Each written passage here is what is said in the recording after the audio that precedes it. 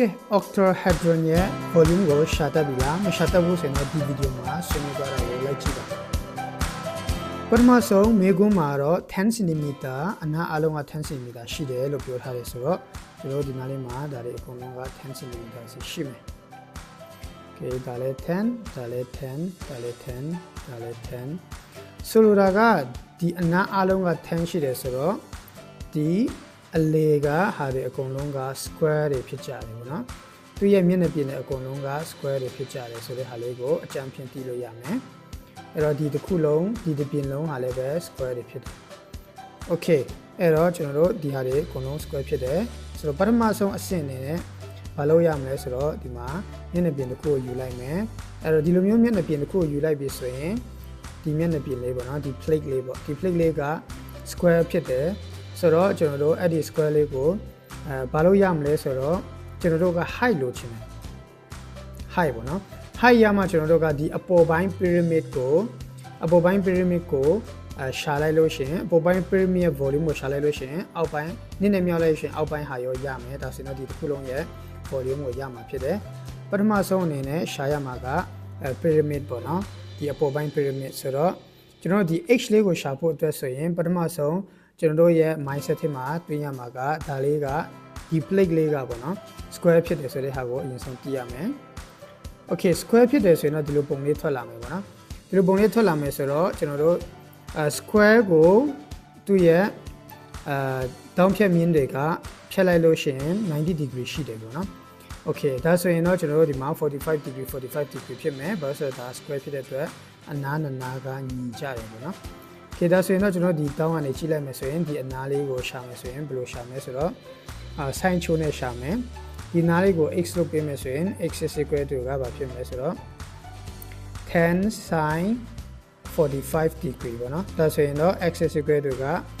5 root 2ဆိုပြီးတော့ရမယ်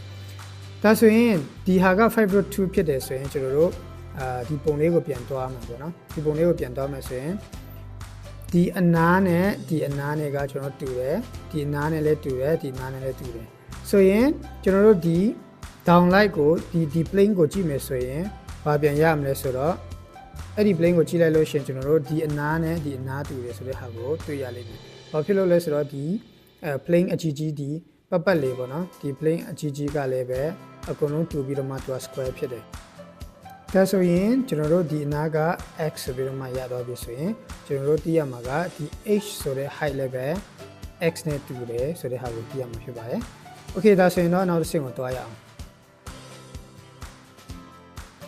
Okay ဒီအဆင့်ရောက်သွားပြီဆိုတော့ကျွန်တော်တို့ဒီပုံလေးကိုနည်းနည်းလေးရှင်းသွားပြီနော်နည်းနည်းလေးရှင်းနေပြီဆိုတော့ဒါလေးက x ဖြစ်တယ်ဒီ h ဆိုတဲ့ height လေးကလည်းပဲ x ဖြစ်တယ်ဆိုတော့သူရဲ့ value ကတော့5 root 2ပေါ့နော်ဒါလေးပဲ5 root 2 Okay ဒါဆိုရင်ကျွန်တော်တို့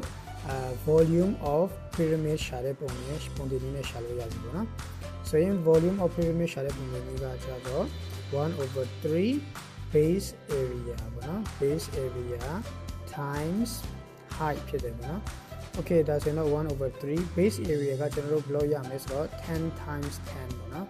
height ကဘယ်လောက်ရှိလဲဆိုတော့5 root 2ဆိုပြီးမှရှိတယ်ဒါဆိုရင်ကျွန်တော်တို့ဒါလေးကိုရှင်းလိုက်လို့ရှိရင်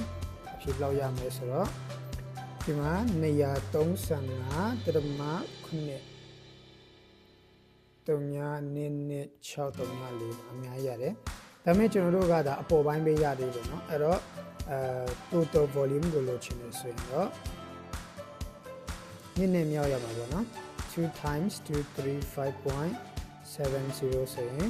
လောက်ရမယ်ဆိုတော့471.404 cubic centimeter ပေါ့နော် Okay ဒီလောက်ဆိုရင်ရှင်းမယ်လို့ထင်ပါတယ်နားလည်မလို့နေလို့ပါတယ်ကျေးဇူးများတင်ပါတယ်ဆုံးဖြတ်ကြည့်ပေးတဲ့အတွက်နောက်ထပ်ဗီဒီယိုမှာလည်းပြန်တွေ့ကြမယ်ပေါ့နော်ပြီးတော့လို့ရှိရင်တခြားတွက်နည်းနဲ့တွက်လို့ရတဲ့ဟာတွေ့ထားတယ်ဆိုရင်လည်း comment မှာ sharing လုပ်သွားလို့ရပါတယ်